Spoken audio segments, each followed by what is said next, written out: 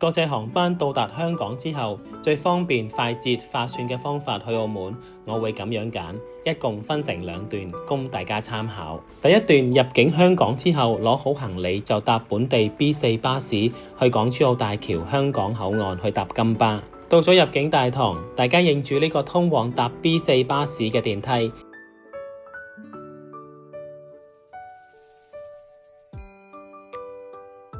一出 lift 轉左就揾返 B4 巴士站，9個8港幣就可以到達港珠澳大橋香港段。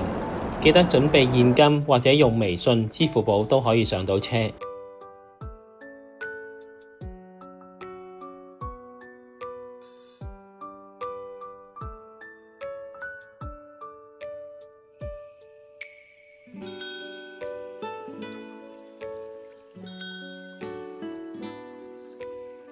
第二段辦理香港出境手續之後，就去買金巴巴士飛，收費係65蚊港幣，可以用現金或者網上支付方式去買。金巴啲班次都幾密，根據觀察，上咗巴士大概5分鐘左右就會開車，唔使1個鐘就到港珠澳大橋澳門段就可以入境澳門啦。簡單總結一下，從香港機場攞完行李到入境澳門，整個過程大概需要80分鐘左右。呢個方法從香港機場去澳門係方便快捷，不過對於一啲需要香港簽證入境香港嘅朋友，就要準備多一次香港簽證啦。唔係就要用返不入境香港嘅澳門香港機場直達巴士服務，但係要留意返香港機場禁區去澳門嘅尾班車只係到夜晚9點半，而且最後接受買飛應該係晚上8點，因為仲要留返啲時間俾工作人員去勾返啲行李入嚟，所以對呢啲旅客真係未被完全照顧到㗎。